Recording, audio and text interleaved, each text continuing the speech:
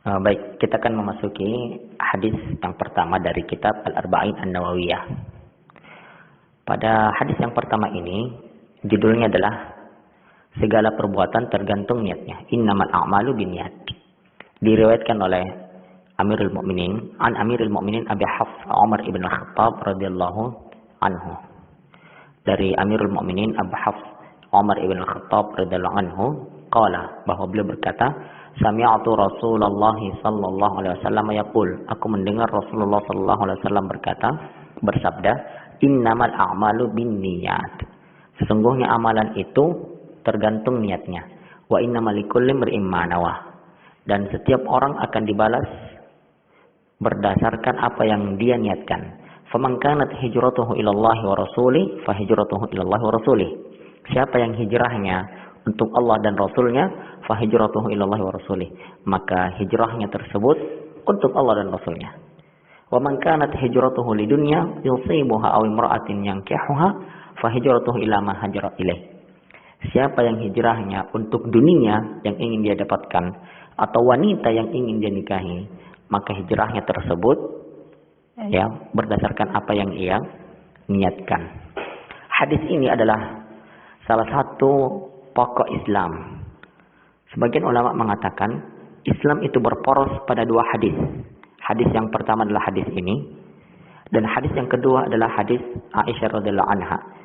Man amila amalan laisa alaihi amruna fahuwa raddun. Rasulullah bersabda, siapa yang berbuat suatu amalan di mana Rasulullah SAW tidak pernah contohkan, laisa alaihi amruna, tidak ada peruntukannya dalam syariat, fahuwa raddun, maka tertolak. Ya. Hadis ini berbicara tentang amalan hati, amalan batin, bahwa amalan sebesar apapun itu, tatkala tidak dibarengi dengan amalan hati yang baik, yang tepat, yaitu ikhlas, maka sungguh amalan tersebut tertolak. Ya.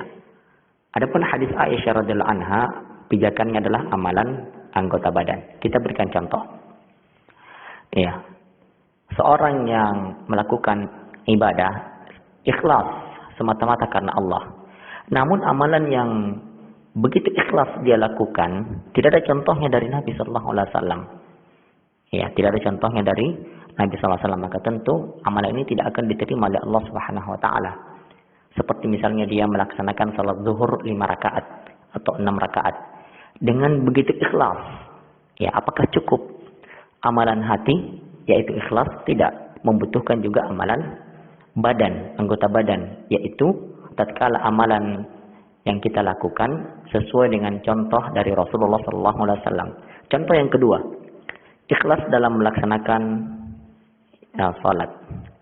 Iya, sesuai tuntunan awal sesuai dengan tuntunan. Namun ia ria, ingin dipuji oleh orang lain, maka tidak akan mendapatkan pahala. Dia salat sesuai dengan tuntunan, namun tidak kemudian ikhlas karena Allah Subhanahu wa taala, ingin dipuji, ingin disanjung, maka amalannya tertolak. Walaupun amalan anggota badannya sesuai dengan contoh Rasulullah, namun ada satu rukun atau ada satu pondasi yang belum kemudian dia realisasikan, maka sesungguhnya tidak tercapai suatu pahala, ya, tidak kemudian dia dapatkan ganjaran kebajikan dari Allah Subhanahu wa taala. Mengapa? Karena dia belum kemudian ikhlas karena Allah Subhanahu wa taala. Sedangkan syarat diterimanya amalan adalah yang pertama ikhlas, dan yang kedua mencocoki sunnah Rasulullah sallallahu alaihi wasallam. Maksud daripada niat di sini adalah untuk membedakan ibadah dan kebiasaan. Innamal a'malu binniyat. Segala perbuatan itu tergantung niatnya. Ya. Membedakan suatu ibadah dengan ibadah yang lainnya. Ya. Jadi niat yang dimaksudkan di sini adalah membedakan ibadah dengan kebiasaan dan juga membedakan antara ibadah dengan ibadah lainnya. Seperti misalnya makan. Wa kulu washrabu. Makan dan minumlah. Makan dan minum bisa bernilai ibadah dan juga bisa hanya sekedar adat istiadat, tidak diberikan ganjaran pahala.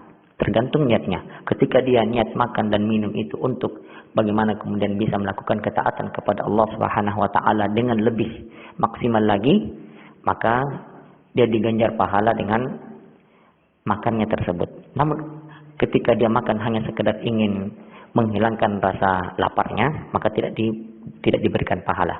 Inilah urgensi daripada memperhatikan niat. Seperti misalnya mandi biasa dengan mandi junub. Ketika kita niatnya hanya mandi biasa, maka tidak mendapatkan pahala. Namun ketika seorang mandi dengan niat ingin mengangkat hadas besarnya, yaitu mandi junub, ya, maka dihitung pahala. Seperti misalnya baju baru. Seorang menggunakan baju baru karena bajunya sudah lama, sehingga dia beli baju baru. Berbeda dengan orang yang kedua, dia menggunakan baju baru dalam rangka ingin menampakkan nikmat dari Allah Subhanahu wa taala. Wa amma bi ni'mati rabbika fahaddits. Adapun dengan nikmat Allah maka sampaikanlah. Maka orang yang kedua ini diganjar pahala. Contoh membedakan satu ibadah dengan ibadah yang lain, ya, seperti misalnya dalam suatu masjid ada yang menunaikan salat 2 rakaat dan orang yang kedua juga menunaikan salat 2 rakaat. Orang yang pertama niatnya adalah salat sunnah dan orang yang kedua niatnya adalah salat wajib. Meskipun bentuk dan gerakannya sama, namun dari sisi pahala berbeda. Mengapa? Karena orang yang pertama salatnya adalah salat sunnah dan orang yang kedua adalah salatnya salat wajib. Ya. Jadi niat itu juga, ya, tidak perlu kemudian kita lafalkan, tempatnya dalam hati. Tujuan niat adalah untuk membedakan antara satu ibadah dengan ibadah yang lain. Untuk membedakan antara ibadah dan adat istiadat. Maka tidak perlu untuk kemudian kita lafalkan. Ya. Karena ya tatkala kita kemudian ingin melakukan suatu ibadah, maka itu sudah dianggap niat. Dan ketika memang melafalkan niat itu disyariatkan, pastilah Nabi SAW dan para sahabat melakukannya. Karena tidak ada riwayat dari Rasulullah ataupun para sahabat bahwa mereka melafalkan niat, maka kita juga tidak kemudian melakukannya. Sekiranya ada, walaupun ya satu kali, pasti akan sampai kepada tidak mungkin tidak. Dan agama ini telah sempurna. Ya. Sebagian ulama memang membolehkan untuk melafalkan niat, seperti ulama Syafi'iyah misalnya, dengan suara keras agar hati dan lisan berjalan selaras. Syekh Ibnu Utsaimin mengatakan, membantah, ya, di mana Rasulullah dalam perkara ini. Sekiranya ia termasuk syariat, pastilah akan beliau jelaskan sallallahu alaihi wasallam. Ya. Faman kanat hijratuhu ilallahi wa rasulih fa hijratuhu ilallahi wa rasulih. Siapa yang hijrahnya karena Allah dan Rasulnya, maka hijrahnya tersebut untuk Allah dan Rasulnya. Hijrah dalam etimologi bahasa berasal dari kata hajar, meninggalkan. Dalam istilah syariat, intiqal min baladil kafir ila baladil Islam. Seperti misalnya hijrah dari Mekah ke Madinah. Sebelum penaklukan Mekah, atau dari Mekah ke Habasyah waktu kaum muslimin misalnya disiksa. Ya. Barang siapa hijrahnya dengan niat karena Allah dan Rasulnya, yaitu hijrahnya demi mendapatkan pahala Allah. Ya. Maksudnya di sini adalah siapa yang hijrahnya karena Allah, artinya dengan niat karena Allah dan juga niat karena Rasulullah, yaitu hijrahnya demi mendapatkan pahala Allah. Iya, hijrahnya demi mendapatkan pahala Allah. Maksud karena Rasulnya di sini adalah, ya, agar kemudian seorang itu bisa mendampingi Rasulullah. Ketika para sahabat berhijrah, berarti yang dimaksudkan di sini adalah agar mereka para sahabat bisa mendampingi Rasulullah. Adapun kita, maksudnya hijrah karena Rasulullah adalah agar kita dapat mengamalkan dan membela sunnah-sunnahnya, menyeru dan membela agamanya sallallahu alaihi wasallam. Orang yang berhijrah juga, ya, dikategorikan orang yang berhijrah juga tatkala seorang hijrah demi menuntut ilmu, belajar hadis, sebagaimana disebutkan oleh Syekh Ibnu Utsaimin dalam kitab Syarah Al-Arba'in Nawawiyah. Maka hijrahnya juga itu untuk Allah dan Rasulnya. Selama niatnya memang untuk membela agama, maka dia masuk dalam hadis ini.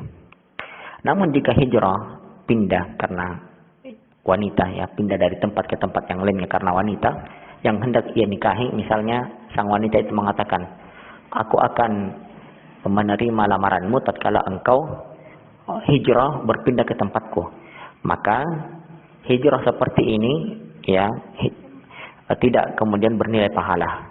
Yang ia dapatkan hanyalah keuntungan dunia yang kemudian menjadi ekspektasinya. Hijrah untuk dunia, wa man kanat hijratuhu lidunya yusibuha. Siapa yang hijrahnya untuk dunia agar dia mendapatkan dunia tersebut, maka terkadang Allah memberikannya dan terkadang Allah tidak memberikannya.